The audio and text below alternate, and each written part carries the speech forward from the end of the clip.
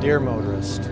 Dear motorist. Dear motorist. I am a mother. I'm a daughter. And I'm a cyclist.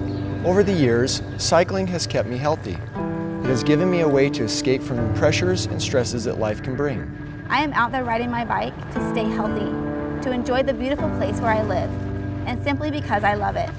I love the wind on my face, the sun at my back, the scenery flashing by, and the feeling of satisfaction I get from living an active lifestyle. Dear motorist, I'm not a cyclist, but I'm a husband. I have a wife. She loves to ride. Someone almost hit her the other day. My heart stopped when I heard the news. I know that cyclists can be annoying. You may ride in your lane or force you to slow down and wait before turning. Until I bought a bike, I too was easily irritated by cyclists impeding my commute. The thing that a lot of motorists don't realize is that cyclists are going to put themselves in whatever position they feel is safest. When you are driving a car and road conditions become dangerous, you move around them to keep yourself safe. It is the same with cyclists. I've taken a right-hand turn in my car and nearly missed a cyclist I failed to see around the corner. I've been cycling in the shoulder of the road and almost hit by a distracted driver.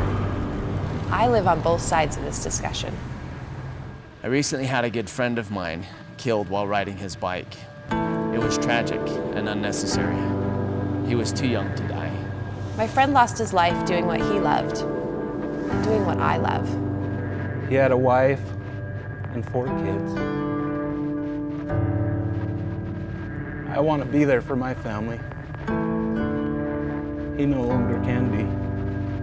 It is easy to feel invincible, like you are the exception to the rule, like it would never happen to you or to somebody you know.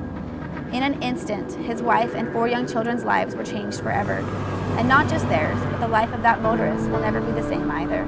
I think that's everybody's worst fear, is actually having taken someone's life or even injuring somebody. I can't imagine the guilt I would feel, not only for the person that I injured, but for everybody else in that person's life. My friend does not have to live with that memory every day, but the driver who hit him will live with that guilt every single day for the rest of his life. I've had a really hard time getting back on my bike since the accident because I'm afraid that every car I hear coming from behind is going to hit me, and I just don't want to ride that way. I am at the mercy of the motorists I am sharing the road with. You are bigger than me. You are traveling faster than me. If we collide, my chance of injury is 100 times greater than yours. Every single person's life is worth a few seconds of your time. I understand where cyclists would be angry with the situation.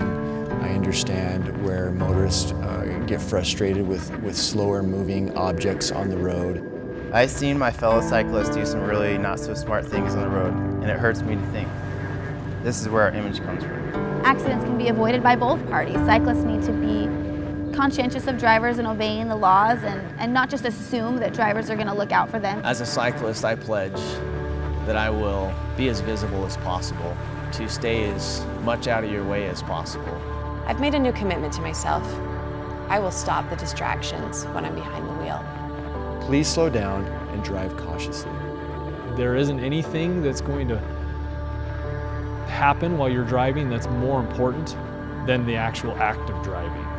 I don't want to leave my kids without a mother because I didn't respect you as a motorist or you didn't respect me as a cyclist. More importantly, I want you to respect my kids even if they are still learning to respect you. So my plea is for us all to be safe, to be aware, to be courteous, and to share the road. Sincerely, your friend. Sincerely, your brother. Sincerely, a mother. Sincerely, a cyclist's husband. Sincerely, a cyclist.